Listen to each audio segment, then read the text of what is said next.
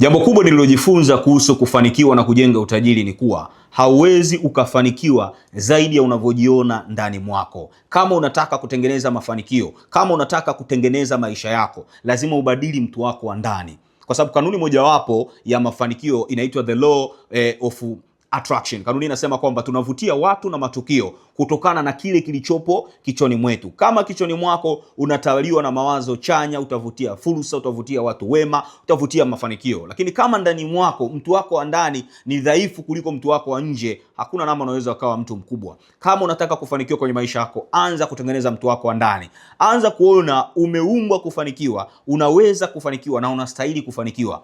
Brian Tracy ameandika kitabu kinaitwa Goals cha Mafanikio. Anasema hakuna kikwazo cha ukuu wote unaoweza kufikia, na wala hakuna kikwazo cha mafanikio ambao unaweza kuyapata zaidi ya kikwazo unachokitengeneza mwenyewe kwenye akili yako. Moja ya sababu ya kwa nini watu wengi wanashindwa kufanikiwa kwenye eneo lolote kwenye maisha ni kwa sababu ya scarcity mentality. Hali ya kuamini kwamba kuna pesa chache. Sio watu wote tunaweza kuwa tajiri, ni watu ambao wanaamini ili awe tajiri inabidi mtu mwingine awe maskini. Hali ya kuamini kwamba hakuna fursa za kutosha, hakuna ajira za kutosha. Unatawaliwa na scarcity mentality. Mtazamo kama unabidi uachane nao. Lakini pia nimegundua kwamba watu wengi wanawalaumu watu wengine kutokana na vile walivyo. Hao ni watu ambao wanaamini kwamba nguvu ya kubadilisha maisha yao haipo ndani yao, inatoka kwa watu wengine, inatoka kwa wazazi, inatoka kwa wenza, inatoka kwa serikali, specific Chama cha Mapinduzi. Ni watu ambao wanawalaumu watu wengine kwa vile walivyo. Always wanakuwa na mtu wa kumlaumu. Anaweza kama ni mzazi ya kumsomesha, mtu una miaka zaidi ya 40 bado unalaumu wazazi, una miaka zaidi ya 40 unalaumu serikali. Yaani unaamini ugumu wa maisha ulionao unasababishwa na Chama cha Mapinduzi. Una miaka zaidi ya 40 unalaumu mume wako, mke wako.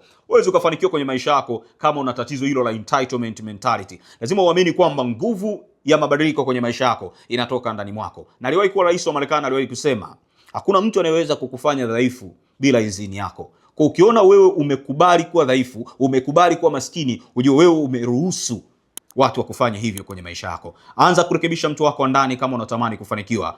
Naelewa kwamba fursa za kufanikiwa ziko sawa. Mungu amewapa ndege wote chakula, lakini si kwenye viota vyao. Unahitaji kupambana kwenye maisha yako ili uweze kufanikiwa. Na ni muhimu pia ukaelewa, hatupati tunachokihitaji, hatupati tunachostahili, tunapata tunachokipambania. Yes, unastahili kuwa kwenye ndoa kwa sababu una tabia nzuri, ni mke mwema, ni mwanaume mwema, lakini hautakuwa tu kwenye ndoa kwa sababu unastahili. Unatakiwa kupambania ndoa yako. Yes, unastahili kufanikiwa kwenye maisha kwa sababu wewe ni mtu mwenye nidhamu, umesoma, una elimu. Hautafanikiwa tu kwa sababu unastahili. Utafanikiwa kwa sababu unapambana. Hatupati tunachostahili, tunapata tunachokipambania.